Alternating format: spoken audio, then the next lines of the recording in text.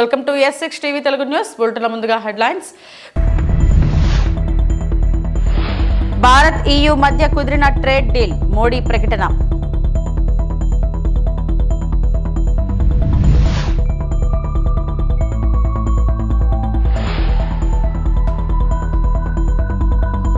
Adani defence ఎంబ్రాయర్ కీలక ఒప్పందం.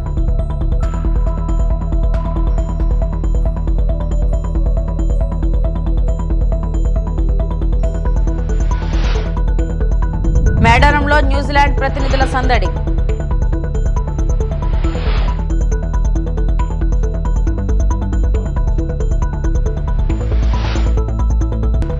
తిరుమల శ్రీవారిని దర్శించుకున్న కీరవాణి, యాంకర్ సుమ.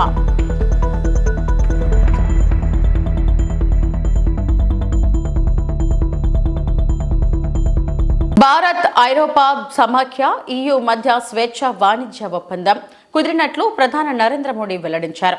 నిన్న భారత్ EU మధ్య FTA కుదిరింది.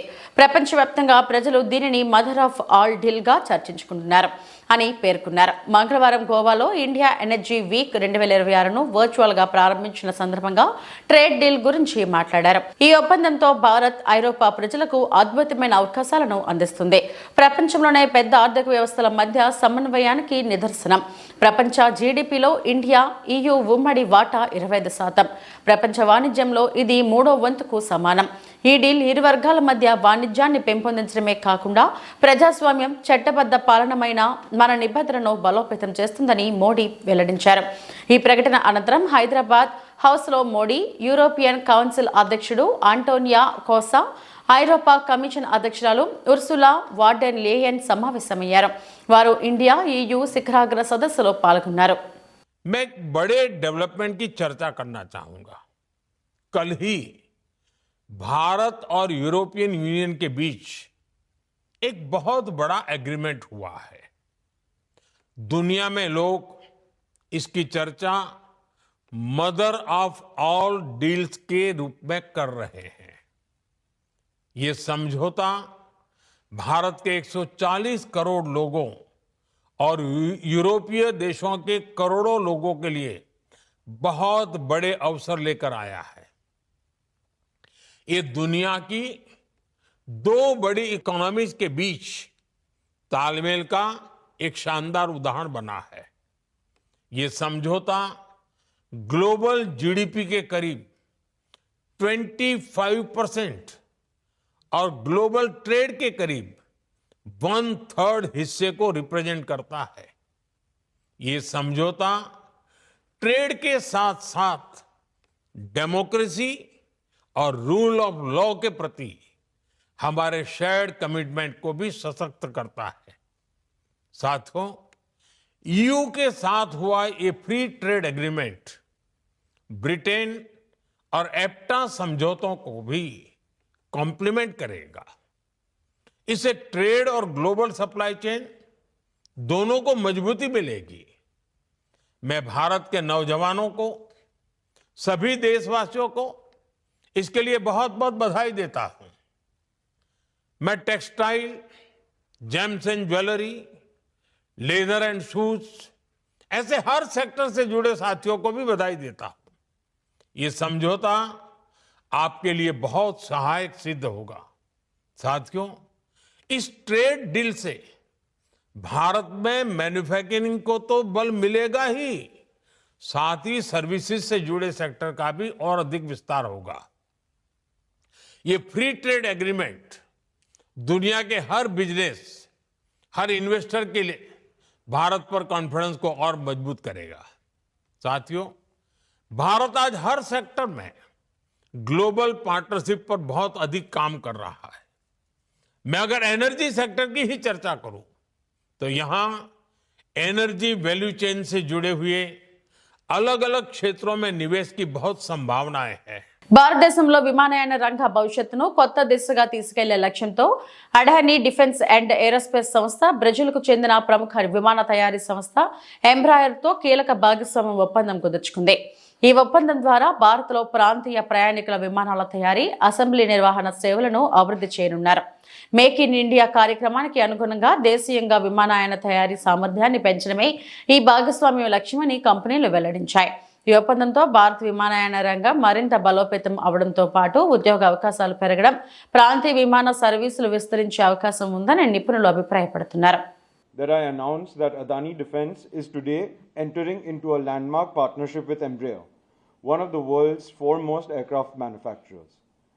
Together, we will establish a regional aircraft manufacturing facility in India and a one-of-its-kind aviation ecosystem, a project that will redefine the future of aviation in our country. This partnership is more than just a business agreement. It is a vision taking flight.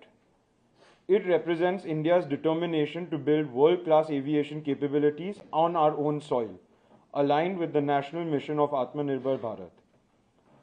Under the visionary leadership of Honorable Prime Minister Shri Narendra Modi, India has embraced bold reforms and ambitious initiatives. India is the fastest growing aviation market, yet millions in Tier 2 and Tier 3 cities remain underserved.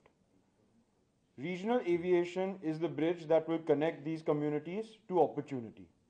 With this facility, we will produce aircraft designed for shorter routes, making flying accessible, affordable, and reliable for millions of new passengers.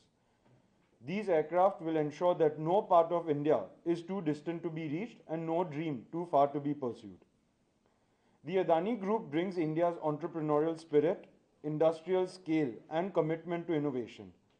And Embraer brings decades of experience in regional aviation, proven technology, and a global reputation for parliament committee work shop ప్రారంభోత్సవ కార్యక్రమంలో జాతీయ ప్రధాన కార్యదర్శి నారా లోకేష్ పాల్గొన్నారు. ఈ సందర్భంగా ఆయన మాట్లాడుతూ ప్రజా సమస్యలపై లోతైన చర్చలు జరిపి సమర్థవంతమైన విధానాలు రూపొందించాల్సిన అవసరం ఉందని అన్నారు. వర్క్ షాప్ ద్వారా సభ్యులకు అవగాహన పెరిగి పార్లమెంటరీ వ్యవస్థ మరింత బలోపేతం అవుతుందని ఆయన పేర్కొన్నారు. వేదిక ముందున్న పెద్దలందరూ తెలుసు, పాలిట్ బ్యూరో సభ్యులు ఉన్నారు. అనేక సార్లు పాలిట్ బ్యూరోలో కూడా పార్టీలో సంస్కరణలు తీసుకురావాలని నేను మాడటం కూడా జరిగింది. ప్రతి పార్టీ పదవికి టర్మ్ లిమిట్ ఉండాలని నేను ప్రతిపాదిస్తాం కూడా జరిగింది. అది నాకు కూడా వర్తిస్తుంది. అందరికీ టర్మ్ లిమిట్ ఉండాలి. ఒక వ్యక్తి ఒకే పదవిలో 2 టర్మ్ల కన్నా ఎక్కువ ఉండకూడదు. అతను ప్రమోట్ అవ్వాలి. సామాన్య గ్రామ పార్టీ అధ్యక్షుడు ఎందుకు పాలిట్ బ్యూరో వరకు రాకూడదని నేను పాలిట్ బ్యూరోలో కూడా మారటం జరిగింది. ఇది మన పార్టీ, ఇది మన కుటుంబం. మనం అనుకున్న అన్నీ ఒకే రోజు అవ్వవు. మీరందరూ అనుకోవచ్చు లోకేష్ అనుకుంటే ఎంతసేపు అయిపోతుంది కదా అని. నేను పోరాడా. జిల్లా పార్టీ కమిటీ నుంచి పార్లమెంట్ పార్టీ కమిటీ తీసుకొచ్చేదానికి నాకు 18 నెలలు పోరాటం పట్టింది. 18 నెలలు పోరాడా. పాలిట్ బ్యూరోలో పోరాడా. ఒక్కసారి తిరస్కరించారు, మళ్ళీ వెళ్ళా, మళ్ళీ అడిగా. ఇది మీ అందరికి ఎందుకు చెప్తున్నానంటే కొంతమంది నాకు చెప్తున్నారు, అన్నా ఇది అనుకున్నాయి చెప్పాను పని అవ్వలేదని. నమ్మకం దానికోసం 1 కాదు 2 కాదు 100 సార్లైనా మనందరం కలిసికట్టుగా పోరాడాలి. ఇది మన పార్టీ, ఇది మన కుటుంబం. మన జరిగిన మహానాడులో చాలా స్పష్టంగా 6 శాసనాలకి మనం తీర్మానం చేశాం.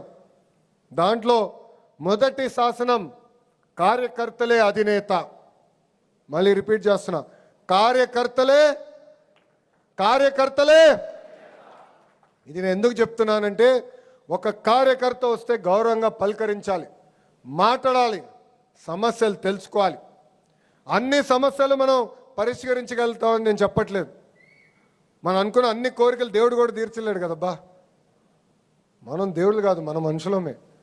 కానీ ఆప్యాయంగా పలకరించాలి. ఆఫీస్కి వచ్చిన 2 నిమిషాలు కూర్చోబెట్టాలి, మాట్లాడాలి, గౌరవించాలి. రేవంత్ రెడ్డి తరహాలోనే తెలంగాణ జాగృతి అధ్యక్షురాలు కవిత మాట్లాడుతున్నారని బీఆర్ఎస్ మహిళా నేతలు అన్నారు. రేవంత్ రెడ్డి కుంభకోణాలను బయటపెట్టిన వెంటనే కవిత బీఆర్ఎస్ నేతలపై విమర్శలు చేస్తున్నారని తులా ఉమా అన్నారు. పార్టీలో ఉన్నప్పుడు పదవులు అనుభవించి బయటకు వెళ్లగానే ఇష్టం వచ్చినట్లు మాట్లాడుతున్నారని మండిపడ్డారు. అధికార పార్టీకి ఉపయోగపడేలా చేస్తున్న అన్యాయాలను సమర్థించేలా కవిత మాట్లాడుతున్నారని ప్రజలు భావిస్తున్నారని తులా ఉమా అన్నారు. ఇవాళ బీఆర్ఎస్ పార్టీ ఎక్కడ ప్రశ్నిస్తే, ఎక్కడ నిలదీస్తే, ఎక్కడ ప్రజల పక్షాన గొంతు విప్పి మాట్లాడితే, ప్రజలకు ఎక్కడ అన్యాయం జరిగితే ఆ అన్యాయాన్ని లేవనెత్తినప్పుడు కవిత గారు ప్రెస్ మీట్ పెడుతున్నారు. మొన్నటికి మొన్న మీరు చూశారు, సింగరేణి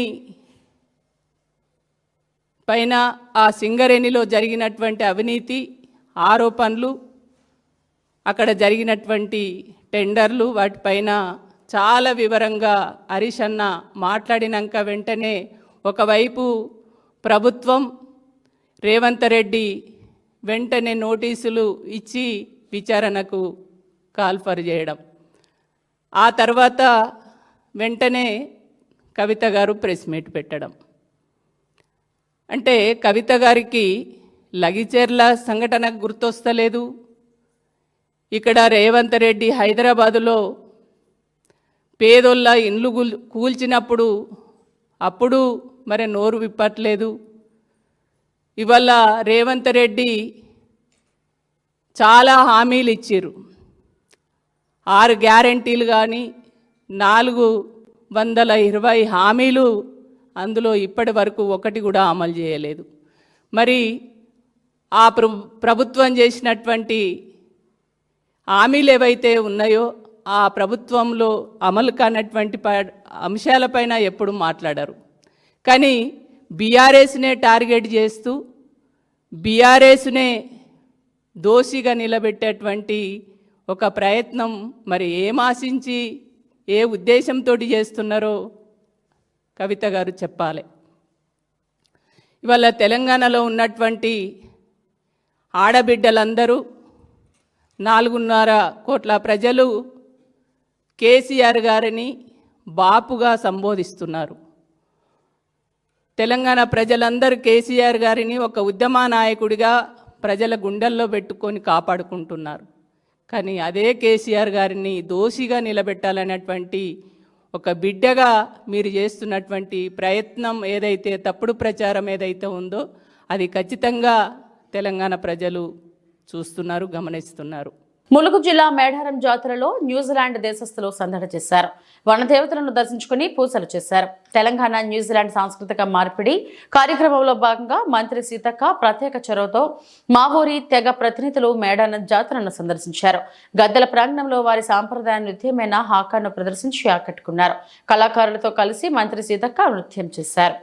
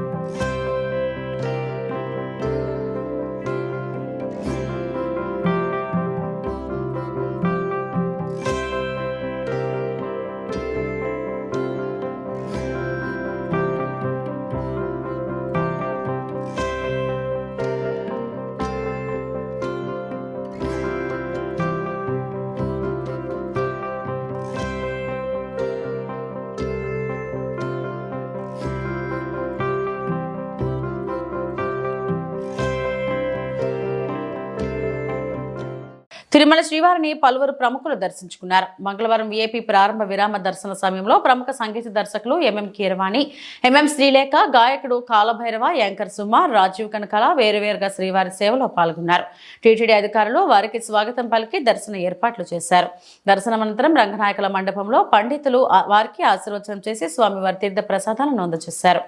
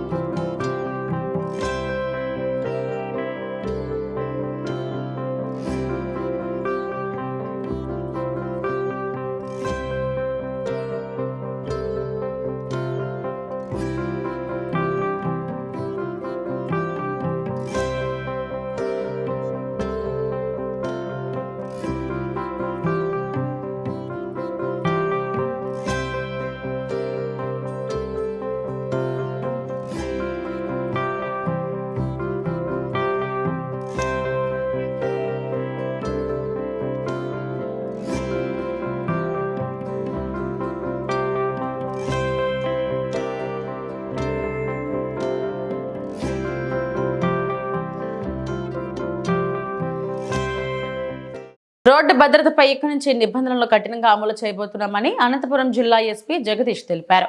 ప్రమాదరహిత అనంతపురపు అనే నినాదంతో రోడ్డు సేఫ్టీ మిషన్ కార్యక్రమాన్ని ప్రారంభించారు. జిల్లా పోలీస్ కార్యాలయంలో జరిగిన ఈ కార్యక్రమంలో పోలీస్, రవాణా, వివిధ విభాగాల వారు హాజరయ్యారు. ఫిబ్రవరి 1వ తేదీ నుంచి హెల్మెట్ లేకుంటే పెట్రోల్ వేయకూడదన్న నిబంధన తీసుకొస్తున్నామని చెప్పారు. గత 3 ఏళ్లలో జిల్లాలో 1000 మంది చనిపోయారని, 1500 మంది గాయపడ్డారన్నారు. 300 కుటుంబాలు రోడ్డున పడ్డాయన్నారు. ఇంటి నుంచి సురక్షితంగా బయటకు వెళ్లిన వారు అంతే సురక్షితంగా ఇంటికి చేరాలన్నారు. ఇందుకోసం ప్రతి ఒక్కరూ రోడ్డు భద్రతా నియమాలు పాటించాల్సిందేనని స్పష్టం చేశారు. పోలీసులు చలానా వేస్తారని, హెల్మెట్ పెట్టుకోవద్దని, మీ భద్రత కోసం హెల్మెట్ ధరించాలని ఎస్పీ సూచించారు. నమస్తే అండి. సో మీకు అందరికీ తెలిసినట్టు జనవరి 1 నుంచి జనవరి 31 దాకా గవర్నమెంట్ ఆఫ్ ఇండియా తరపు నుంచి మరియు ఆంధ్రప్రదేశ్ ప్రభుత్వం తరపు నుంచి రోడ్ సేఫ్టీ మంత్ కింద అబ్జర్వ్ చేయడం జరుగుతుంది. సో ఈ 1 మంత్ కంప్లీట్గా అవేర్నెస్ ప్రోగ్రామ్స్ ఏర్పాటు చేయడం జరిగింది. అందరూ స్టేక్ హోల్డర్స్ ఎవరెవరు ఉన్నారు, ఒక డ్రైవర్ ఉండొచ్చు, స్కూల్ వాళ్ళు ఉండొచ్చు, పెట్రోల్ పంప్స్ ఉండొచ్చు, డ్రైవింగ్ స్కూల్స్ ఉండొచ్చు, మీడియా వాళ్ళు ఉండొచ్చు, అండ్ మెయిన్ ఇంపార్టెంట్గా అందరూ ఆల్ ఎన్ఫోర్స్మెంట్ ఏజెన్సీస్. సో వీళ్ళందరూ కలిసి గత 25 రోజుల నుంచి అవేర్నెస్ ప్రోగ్రామ్స్ ఏర్పాటు చేయడం జరుగుతుంది. సో దీని భాగంగానే ఇంకా వైడ్ పబ్లిసిటీ రావాలి అండ్ వైడ్గా మొత్తం మనము ఈ రోడ్ సేఫ్టీ సందేశం ఏముంది అది ప్రజల్లోకి వెళ్ళాలి అండ్ దాన్ని వాళ్ళు ఆచరణలోకి తీసుకురావాలి అనే మోటివ్తో నెక్స్ట్ 5 days ఇంటెన్సివ్ ప్రోగ్రామ్స్ ఏర్పాటు చేయడం జరిగింది. గతంలో కూడా మనము సైబర్ సురక్ష అనే పేరుతో ఆల్మోస్ట్ 15 days సైబర్ సేఫ్టీ సంబంధించి ఇంటెన్స్ క్యాంపెయిన్ చేయడం జరిగింది. ప్రతి విలేజ్కి, ప్రతి మండల్ హెడ్ క్వార్టర్కి కూడా అప్పుడు రీచ్ అవుట్ అయ్యాము. సిమిలర్గా ఇప్పుడు కూడా మనము నెక్స్ట్ 5 days రోడ్ సేఫ్టీ సంబంధించి అవేర్నెస్ మీటింగ్స్ అండ్ తదుపరి తర్వాత మళ్ళీ మనం దానికి సంబంధించిన ఎన్ఫోర్స్మెంట్ కూడా చేయడం జరుగుతుంది. సో దీని భాగంగా ఒక ఇంపార్టెంట్ థింగ్ ఏంటంటే మళ్ళీ ఫిబ్రవరి 1 నుంచి అనంతపూర్లో కూడా నో హెల్మెట్ నో పెట్రోల్ అనేది డ్రైవ్ కూడా మనం స్టార్ట్ చేయబోతున్నాము ఫిబ్రవరి 1 నుంచి. సో దానికి ముందు కావాల్సినటువంటి అవేర్నెస్ ప్రోగ్రామ్స్ అన్నీ కూడా నెక్స్ట్ 5 daysలో చేయడం జరుగుతుంది. మనము ఫిగర్స్ చూసినప్పుడు గత 3 సంవత్సరాల్లో ఆల్మోస్ట్ ఒక 1000 మెంబర్స్ వరకు ప్రాణాలు రోడ్ యాక్సిడెంట్స్లో కోల్పోయినప్పుడు 1500 మెంబర్స్ వరకు రోడ్ యాక్సిడెంట్స్లో ఇంజూర్డ్ ఉన్నారు. లాస్ట్ ఇయర్లోనే చూస్తే దాదాపు 300 మంది అనంతపురం జిల్లాలో డిఫరెంట్ రోడ్ యాక్సిడెంట్స్లో వాళ్ళ ప్రాణాలు కోల్పోయారు. సో ఆల్మోస్ట్ 300 ఫ్యామిలీలు రోడ్ మీదకి వచ్చినట్టు. సో దీన్ని దృష్టిలో పెట్టుకొని మనం ఒక జీరో యాక్సిడెంట్ డిస్ట్రిక్ట్గా మనం ఉండాలి, జీరో ఫెటాలిటీ రేట్ మనకు ఉండాలి అనే ఒక మోటివ్ పెట్టుకొని మనము ముందుకెళ్ళడం జరుగుతుంది. అంబేద్కర్ కోనసీమ జిల్లాలో అమలాపురం రావులపాలెం జాతీయ రహదారులను కలుపుతూ 216 జాతీయ రహదారి నిర్మించేందుకు ప్రభుత్వం ఉత్తర్వులు జారీ చేసిన నేపథ్యంలో మంగళవారం జాతీయ రహదారి బాధితులు జిల్లా కలెక్టర్ మహేష్ కుమార్ ను కలిసి వినతిపత్రం సమర్పించారు. కోనసీమ జిల్లాలోని కొత్తపేట, పలివెల, కండ్రిగ, ఆవిడి, పప్పులవారిపాలెం గ్రామాలకు చెందిన బాధితుల అమలాపురం కలెక్టరేట్ ఎదుట నిరసన కార్యక్రమం చేపట్టారు. జాతీయ రహదారి నిర్మాణం వల్ల చిన్న రైతులు, గృహాలు నిర్మించుకున్న మధ్యతరగతి పేద కుటుంబాల వారు తీవ్రంగా నష్టపోతున్నామని ఆవేదన వ్యక్తం చేశారు. ప్రభుత్వం తక్షణమే స్పందించి జాతీయ రహదారి అలైన్మెంట్ సామాన్యులు నష్టం పోకుండా చూడాలని కోరారు. మాది పల్వేలు పీజీ కాలేజీ ప్రిన్సిపల్ గా పనిచేస్తాను. నా పేరు డాక్టర్ పద్మనాభ అండి. ఇప్పుడు వీళ్ళు ఇచ్చిన అలైన్మెంట్ ఆల్రెడీ ఎగ్జిస్టింగ్ రోడ్డు కాకుండా కాలేజీ మధ్యగా బిల్డింగ్ తాక్కుంటూ అలా హైవే ప్రతిపాదన ఇచ్చారు. అసలు అలైన్మెంట్ ఎలా తీసుకున్నారో, ఎప్పుడు సర్వే చేశారో కూడా కాలేజీ కాలేజీ పీజీ కాలేజీ నడుపుతున్న మాకు కూడా తెలియదు. అది ఎప్పుడు అలైన్మెంట్ తీసుకున్నారో కూడా తెలియదు. అది దీంట్లో అందుబాటులో ఉన్న అలైన్మెంట్ చూసిన దాని ప్రకారం అది ఏమైందంటే బిల్డింగ్ కాలేజీని తాకుతూ హైవే ప్రతిపాదన ఏంటి, పక్కన రోడ్డు ఒక 150 అడుగులు ఖాళీ స్థలం ఉందంటే రోడ్డు ఎగ్జిస్టింగ్ రోడ్డును ఆనుకుని 150 అడుగులు లోపలికి వచ్చి బిల్డింగ్ వెనకాల నుంచి కాలేజీ మధ్యలో చేశారండి. ఈ అలైన్మెంట్ కనుక స్థిరపడితే కనుక 7 చుట్టుపక్కల మండలాల్లో ఉన్న ఏకైక పీజీ కాలేజీ అండి. ఆ పీజీ కాలేజీ నిర్వహించే అవకాశమే లేదండి. ఆ పీజీ కాలేజీ మూతపడే అవకాశం ఉంది. అందువల్ల చుట్టుపక్కల మండలాల్లోని విద్యార్థులకు కానీ ప్రజలకు కానీ తీవ్ర నష్టం ఏర్పడుతుంది. కాబట్టి అలైన్మెంట్ అనేది ప్రస్తుత రోడ్డును ఆనుకుని వాళ్ళు రోడ్డు నిర్వహించుకున్నట్లయితే నష్ట తీవ్రతను కొంత భాగం తగ్గించి వేరే కొద్ది కష్టసాధ్యమైన కళాశాల నిర్వహించడానికి ప్రయత్నం చేయగలుగుతాం. ఇది దృష్టిలో ఉంచుకొని మీరు, ఆ కలెక్టర్ గారు, సంబంధిత అధికారులు నిర్ణయం తీసుకుని తగిన న్యాయం చేయబడి అవిడి గ్రామం నుంచి రిప్రజెంటేషన్ జాయింట్ కలెక్టర్ గారికి ఇవ్వడానికి వచ్చామండి. NH216E బాధితులం అండి మేము. ఇక్కడ మాకు ఎవరికి కూడా ఇన్ఫర్మేషన్ లేదండి. మాకు లేట్గా ఇన్ఫర్మేషన్ తెలిసింది. రేపటితో లాస్ట్ డేట్ మన గ్రీవియన్స్ ఇవ్వడానికి. దానికి తగ్గట్టుగా ఈ రోజు మేము జాయింట్ కలెక్టర్ గారిని కలిసి ఈ రైతుల సమూహం, అలాగే మిగిలిన వాణిజ్యవేత్తలు కానీ వ్యాపారస్తులు కానీ వీళ్ళందరూ కూడా సమూహంగా వచ్చి జాయింట్ కలెక్టర్ గారికి మేము వినతి పత్రం ఇచ్చామండి. ఆవిడ అడిగిన తర్వాత మేడం గారు అడిగిన తర్వాత మేము ఏం చెప్పామంటే, ఇలాగ మాకు తెలియని పేపర్లో ఆంధ్రప్రభ, ఇండియన్ ఎక్స్ప్రెస్ అంటే ఇక్కడ లోకల్ గా రైతులు కూడా ఎవరు చూడరు. లోకల్ గా పబ్లిక్ చూసే పేపర్లు ఏంటంటే కొన్ని పేపర్లు ఉన్నాయండి. ఈనాడు, ఆంధ్రజ్యోతి, సాక్షి పేపర్లు చూస్తారు. ఈ పేపర్లో ప్రకటన లేదు. అందులోని QR కోడ్ లో ఇవ్వడం వల్ల రైతులకు కూడా ఏ విషయం కూడా ఎవరికి తెలియదండి. ఒక రోడ్ డెవలప్ చేస్తుందని ఒక ఉద్దేశంలో మంచి ఉద్దేశం అనుకుంటారు, కానీ ఎంతమంది దీని వల్ల బాధితులు ఉంటున్నారు, ఆర్థికంగా ఎంత ఇబ్బంది కలుగుతుంది అన్నది కూడా ఎవరు కూడా శాస్త్రీయంగా టెక్నికల్ గా దీన్ని ఎవరు కూడా కన్సిడర్ చేయకుండా వాళ్ళకి నచ్చినట్టుగా డాక్టర్ బిఆర్ అంబేద్కర్ కోనసీమ జిల్లా సకినేటిపల్లి మండలం అంతర్వేది శ్రీ లక్ష్మీనరసింహస్వామి వారి ఆలయం, Eluru range DAG Ashok Kumar, SP Rahul Meena Antarvedi Shri Lakshminarasimhaswamy వారి ఆలయంలో ఏర్పాట్లను పరిశీలించారు. కార్యక్రమంలో DC రమేష్ బాబు, జిల్లా AC సత్యనారాయణ, అసిస్టెంట్ కమిషనర్ మోకా నాగవర ప్రసాద్, సేవా కమిటీ చైర్మన్ D రమేష్ తదితర సభ్యులు పాల్గొన్నారు.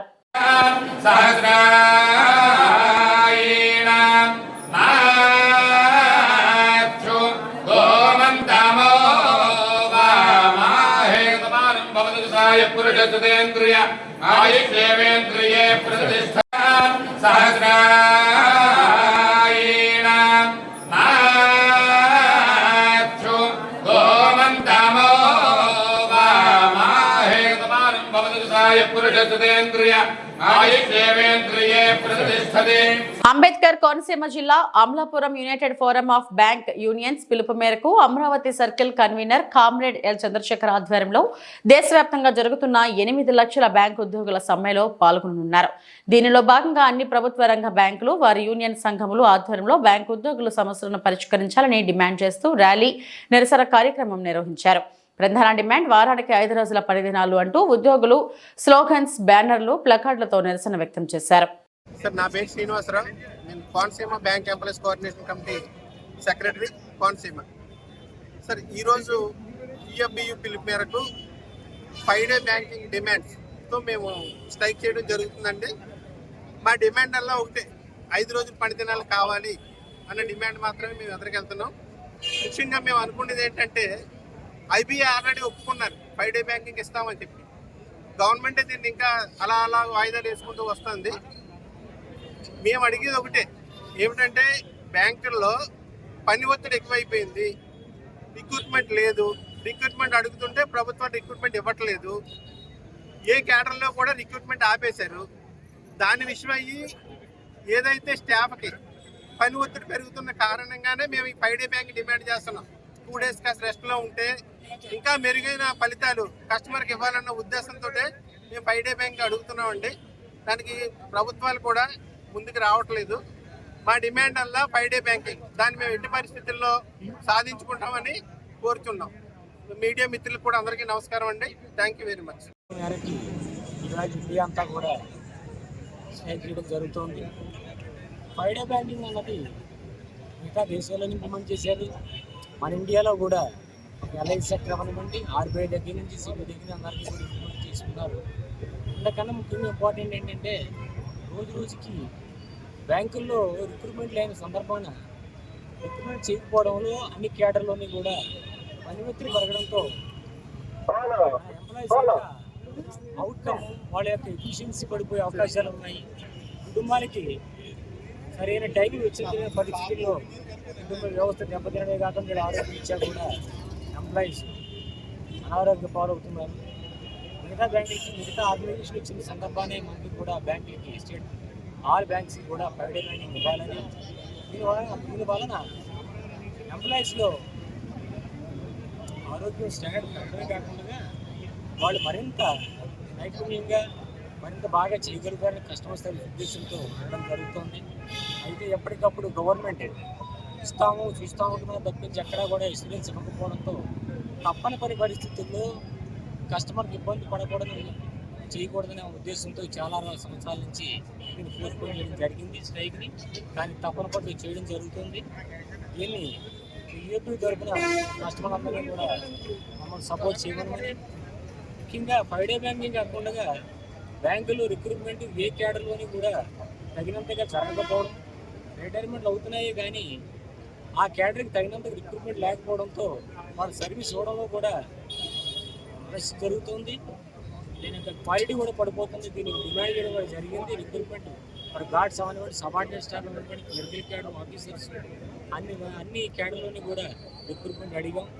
దాన్ని మీ అందరూ కూడా సపోర్ట్ చేస్తారని, నేను మరో విధంగా భావించకుండా మీ అందరి యొక్క సపోర్ట్తో బ్యాంకింగ్ ఇండస్ట్రీ ఏదైతే నేషనల్ అయిన తర్వాత ఈ స్థాయికి వేళ ఇండిపెండెన్స్ అయిన తర్వాత ఎంతో బ్యాంకింగ్ ఇండస్ట్రీ సపోర్ట్ చేయడం ద్వారా వరల్డ్లో ఎన్నో గ్లోబల్ ఇష్యూస్ వచ్చినప్పటికి కూడా ఇండియాలో మాత్రం ఏ విధమైన ఇబ్బంది జరగకుండా బ్యాంకింగ్ రంగం నిలబడింది. గవర్నమెంట్ కూడా వెన్నుముక నిలబడి ఈవేళ దేశాభివృద్ధికి ఎంతో తోడ్పడుతూ ఉంది. మీ అందరి సహకారంతో మరింత బాగా జరుగుతుందని, ముందు మీకు మంచి సేవలు అందించాలని మీ అందరూ సహకరిస్తారని పెట్టుకుని ఇంత మంచి అవకాశం ఇచ్చిన మీ అందరూ కూడా ధన్యవాదాలు. ఇవి ఇప్పటివరకున్న బులెటిన్ అప్డేట్స్.